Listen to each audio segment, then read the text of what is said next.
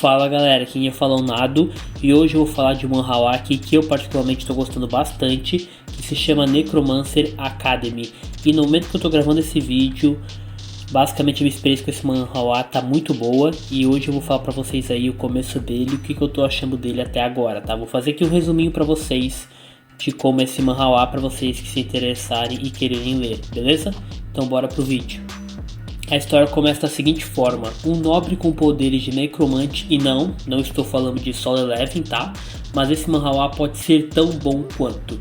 A obra se trata de um moleque que é filho do lorde de um vilarejo pequeno e, como seu pai, ele tem poderes de necromante. O manhwa começa de um jeito bem levinho, mostrando um diálogo entre o protagonista chamado Simon e seu pai, o Lorde Forentia.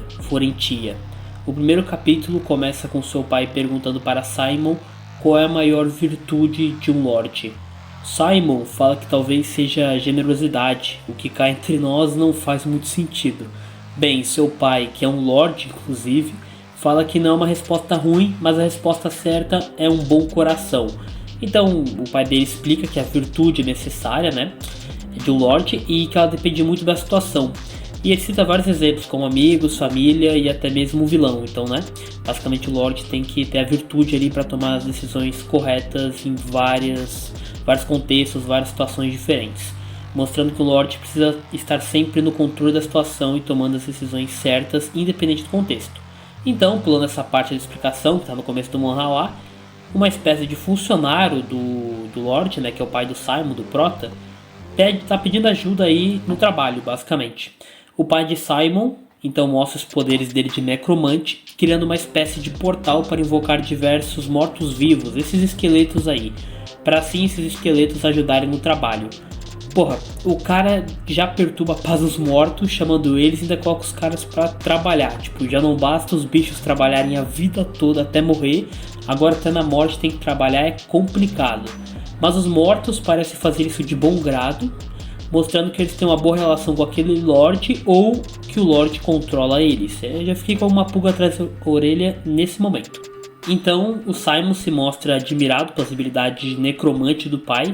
Já vimos aí que o cara é herdeiro, herdeiro de habilidade. Aí o próprio manhwa explica como funciona aquele universo, que eu vou explicar aqui para vocês de uma forma resumida. É explicado para nós leitores que os necromantes são magos especializados em magia negra e obscura. E é dito que muito tempo atrás o imperador de Talharmin, não sei se fala assim, Talharmin, mas enfim, o imperador de Talharmin enviou 50 mil soldados, sim, 50 mil soldados. Esses soldados foram enviados para acabar com os necromantes e, pasmem, apenas 10 necromantes foram capazes de aniquilar todos os 50 mil soldados e transformar eles em mortos-vivos. Sim, apenas 10 necromantes venceram 50 mil soldados humanos, o que já mostra que, pelo menos nesse universo, a diferença de poder entre ambos é absurda. Tipo assim, tu já imagina que os monstros aí, os necromantes vão ser muito fortes, mas 10 vencer 50 mil é 5 mil soldados para cada necromante, sacou? De uma vez só. Enfim, além disso, Kaizen, que é o lugar de onde vivem os necromantes, além de aniquilarem todos os 50 mil soldados, eles também destruíram todo o Império de Talharmin, levando ao fim o Batalhão da Rosa, como eram chamados, e transformando o seu imperador em um corpo apodrecido deixado no seu trono. Então sim, os necromantes venceram os 50 mil soldados, transformaram ele em mortos-vivos, destruíram o reino do cara, o Império do cara, e ainda transformaram o imperador deles em basicamente um fantoche, um cadáver, sendo controlado ali no trono. Foi dessa forma que os necromantes aumentaram a sua influência e dominaram a metade do seu continente. Sim, os necromantes dominaram a metade do continente. E a outra metade é dominada pelos seus opostos, ou seja, seus antagonistas, que são os chamados sacerdotes. Os sacerdotes são os únicos antagonistas dos necromantes nesse universo, até então, pelo que eu já li. Eles usam poderes realmente divinos em nome da sua deusa, a deusa Dave. Então basicamente aí metade do continente é dominado pelos necromantes e a outra metade é dominada pelos sacerdotes. Então o continente fica dividido dessa forma, sendo um o exato oposto do outro. Mas no vilarejo do nosso prota, aparentemente ali os monstros invocados do seu pai são muito pacíficos com todos os seres humanos do local, trazendo um pouco de mistério sobre aquele vilarejo que é descrito pelo próprio protagonista como um vilarejo muito pequeno chamado Last Hill.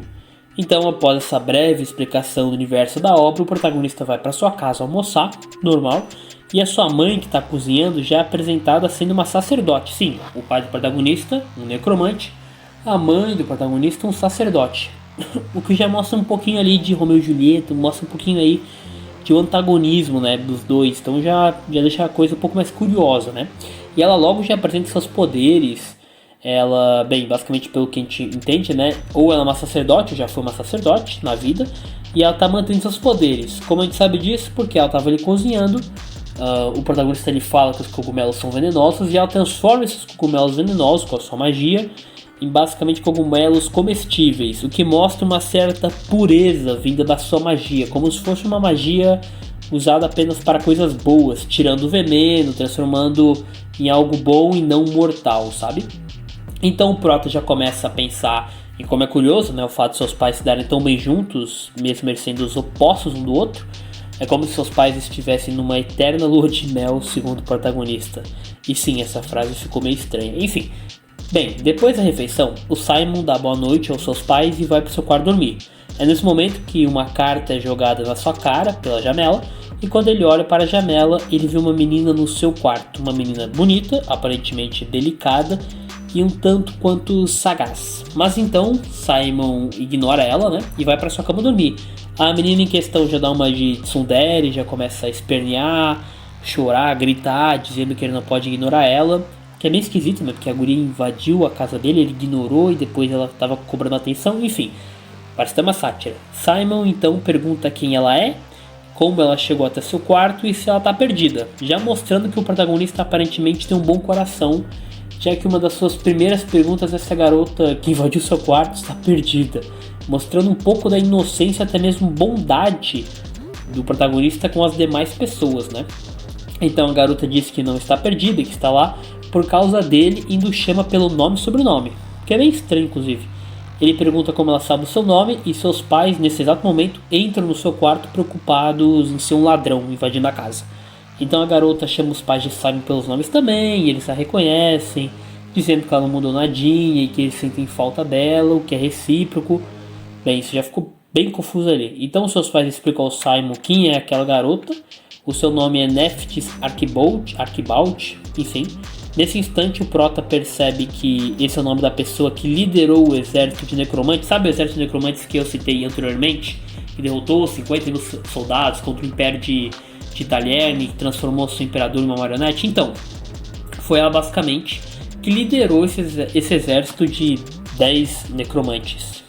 Enfim, ou seja, como essa guerra ocorreu há muito tempo, Simon já entende que aquela garota se trata de uma bruxa com mais de 300 anos. Sim, temos aquela clássica garota que parece ter uns 15, já sendo bem gentil, 15 anos, né? Mas tem 300. E eu confesso que esse Cristiano é dos mais atrativos, tá?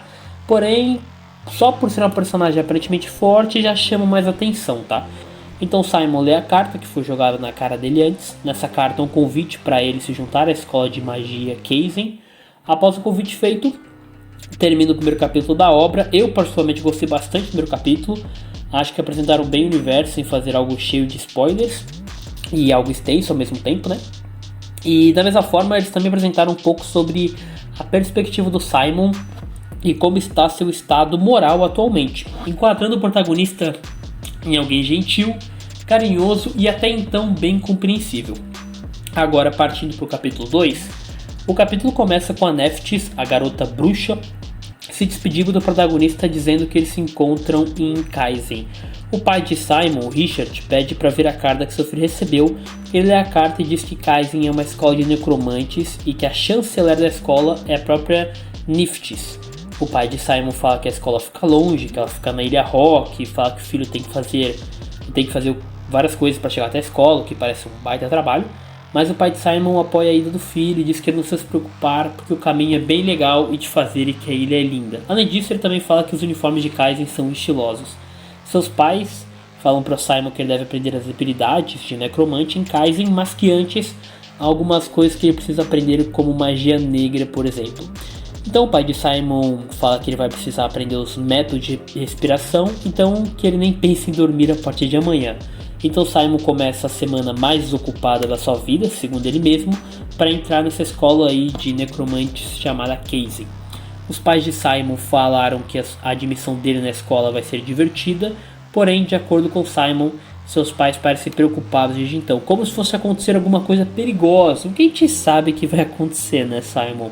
Então Simon ficou 3 dias sem dormir durante a sua semana de treinamento, enquanto ele formava seu núcleo com a ajuda de magia do seu pai. Já nos demais dias da semana ele aprendeu o método de respiração e teve aulas de magia negra com seu pai, que aparentemente entende bastante do assunto pelo que a gente viu. O cara parece ser brabo, até parece que ele, além de ser o Lorde daquele vilarejo, ele teve algum papel, imagino eu, em alguma guerra, alguma coisa assim. É o que eu estou teorizando até agora. Então, uma semana depois, o Simon, que foi um garoto que passou toda a sua vida naquele minúsculo vilarejo, agora está saindo dele em busca de objetivo, indo para a capital e depois para uma ilha muito longe da sua cidade. Ele estava indo com seu pai até Kaizen, até mesmo durante a viagem seu treinamento não parava, era fundamental ele aprender a controlar sua mana e conseguir fluir ela por todo o seu corpo. Porque essa mana liberada em seu corpo é a escuridão, a fonte de poder de um necromante, segundo seu pai. Richard, que é o pai dele, disse que a diferença entre um mago e um necromante é a escuridão. Falando que a mana, né, que é o poder, que é o MP de um jogo, por exemplo, falando que a mana é como um gás que tem densidade baixa e tende a se dispersar pelo ar, ou seja, tende a sumir pelo ar. Já a escuridão é como se fosse a mana, só que mais sólida.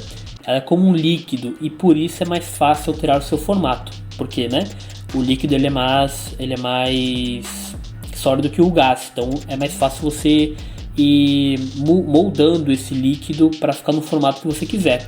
E o Richard mostra de forma prática como ele faz isso. Richard diz que eles têm pouco tempo, que o foco deve ser em extrair a escuridão do seu núcleo, e é nessa hora que o Simon já se mostra, como é que eu vou dizer, o protagonista.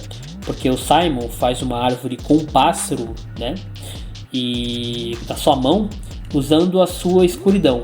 Seu pai mostra por meio de seus pensamentos que geralmente demora de 6 meses a 2 anos para criar um formato com a escuridão, mas que seu filho aprendeu em apenas 3 dias, sim, 3 fucking dias. Richard pensa que seu filho é talentoso e que ele o ajudou a formar seu núcleo, torcendo para seu filho não repetir os erros do pai, o que já me chamou a atenção aqui. Que erros, né? Que erros.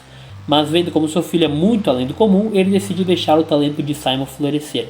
Resumindo aqui, a gente já viu que o cara é protagonista, né? Porque essas coisas aí de em 2 anos ele faz em 5 dias é muito protagonismo, né? Muito. Então Simon mostra para seu pai o azul da meia-noite, uma tonalidade de azul que a sua escuridão tem. Seu pai até elogia e o Simon pergunta se ele é um caso raro, um gênio, e o pai dele diz que a cor é só bonita. Aí quebrou as pernas do moleque. Então a charrete aí que eles estão para na fronteira do reino de Dresden e deixa o Simon lá. Seu pai então explica que ele só pode acompanhar até ali porque ele não pode entrar no território de Dresden. Dresden. E que essa é uma longa história. Essa informação aí me deixou bem encabulado. Tipo, porque ele não pode entrar no território? Será que ele travou guerras com esse reino? Bem, algo me diz que o pai de Simon não tem o coração bondoso do Prota. Algo me diz. Mas enfim, o seu pai diz pro Simon que ele está orgulhoso dele, que ele vai decidir o que fazer por conta própria. Então o Simon aí segue com a charrete e depois de uma semana eles chegam na capital de Dresden, chamada Langerstein. Simon tem um endereço aí no papel onde é que ele tem que ir, né? Porém, como se trata de uma cidade imensa, bem diferente do seu vilarejo, o garoto fica perdido. Ele então pede uma informação de uma mulher aleatória na rua. E esse foi um momento bem engraçado, porque a mulher se virou e ela simplesmente tem o olho saltado pra fora. Sim, é bem desconfortável. E o moleque se esforça para não surtar logo no começo. Ela então vê o endereço e fala para Simon de que fica. Ele então agradece e ela deseja boa sorte para ele. Quer apostar quanto que essa mulher deve ser uma vilã daqui a alguns capítulos? Eu ainda tô no capítulo 2, tá? Tô gravando esse vídeo aqui. E quando tô gravando esse vídeo ainda tô no capítulo 2. Então não sei dizer, mas é um chute meu. Então, um careca de boina até pede uma informação para essa mulher e o Simon segue sua jornada.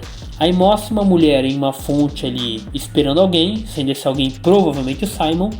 Ela tá se perguntando porque ele está demorando tanto, então o capítulo acaba. Sim, acabou aqui. Será que essa mina vai ser o par romântico dele? Não sei. A gente vai descobrir isso nos próximos capítulos e, sendo bem sincero, eu tô bem curioso para ler mais e mais. Porém, eu quero saber o que vocês acharam. Se vocês gostaram desse vídeo, deixa o like, escreve nos comentários parte 2, tá? Hashtag parte 2 se você quer realmente uma parte 2 desse manhwa, tá? Que aí eu já leio mais capítulos e trago mais vídeos para vocês sobre esse universo. Eu gostei bastante da apresentação e tô curioso para ver como vai ser essa escola de necromantes e, claro, como o protagonista vai ser apelão com todo mundo, ou vai que a obra me surpreende e ele começa a ser o pior da turma. Seria um plot twist bem interessante, né?